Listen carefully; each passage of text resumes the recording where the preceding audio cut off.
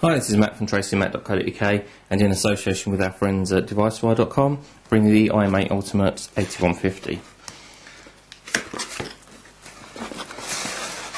Standard packaging once again from iMate. White box inside. We have Getting Started CD with ActiveSync and a few other knickknacks of software on there. Manuals and Getting Started guide. And your chunky user manual. Once again, this is a completely English language manual, so there's quite a lot to read there should you want to do so. A standard leather effect pouch with magnetic catch and belt clip. Inside I have the device itself, which we'll return to in just a moment. We have a set of headphones, which, as with the 6150, are a USB style connector. Nothing terribly spectacular, they look to be okay. There's an inline microphone with button and volume control for making calls.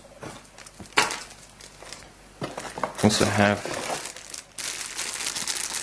battery charger, which is a USB style connector on there, instead of a USB. So nice and standard. And finally, which again, same as a 6150, quite unusual, is this connector cable, which I'll just undo.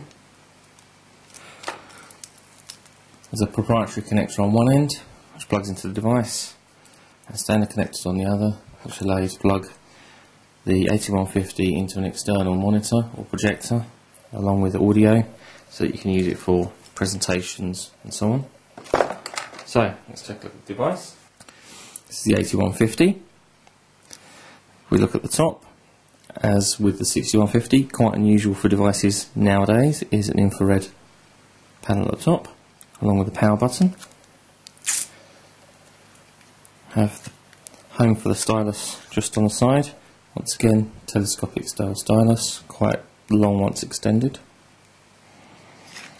Continuing to the side, an up and down jogger wheel. This is spring loaded up and down rather than round and round. We have an OK button. Slot for our micro SD card.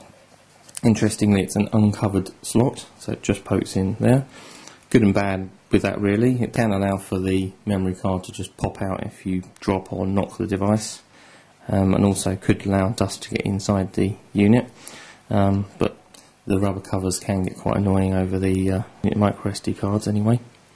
So below that we have a button that invokes your COM manager. Nothing really on the bottom. There's a camera button on this side and a cover to be found over that proprietary connector that we mentioned for your external display. Interestingly, the rubber cover isn't captive, it just comes off, and well, frankly you're probably going to lose that. Above that you've got an uncovered mini USB connector. Takes us to the back. On the back we have a 2 megapixel camera.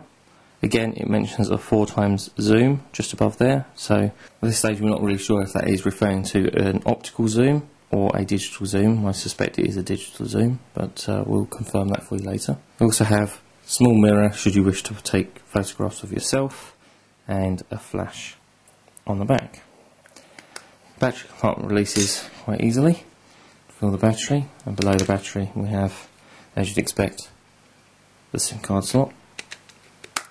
The battery is once again a 1530 mAh, so should in theory power the device for a reasonable amount of time, you'd imagine.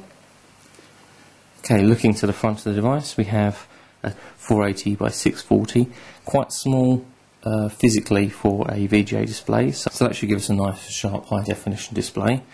Just above that we have a front facing VGA camera for your video conferencing, and below that we have soft keys on the left and right as you would expect, send and end phone keys, Windows start key, back and OK. We also have an additional 12 keys that make up your number keys, which is quite useful for texting if you don't want to use the touch screen. Quite like that as a feature.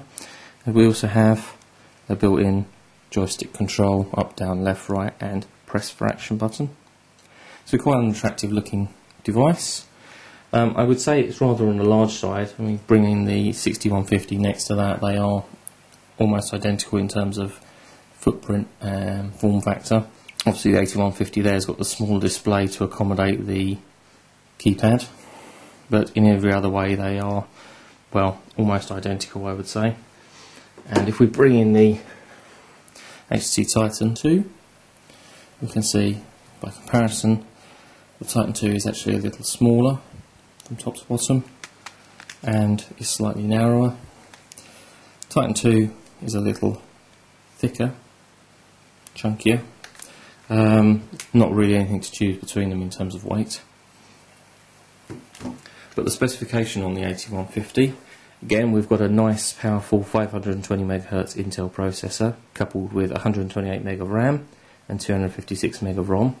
There is a built-in NVIDIA GeForce 5500 accelerated graphics processor, which is what powers our external display, and the external display will work up to 1024 by 768 pixels. We have built-in 3G HSDPA, which is tri-band, and quad-band GSM. Wi-Fi, once again, is 802.11b, G, E and I.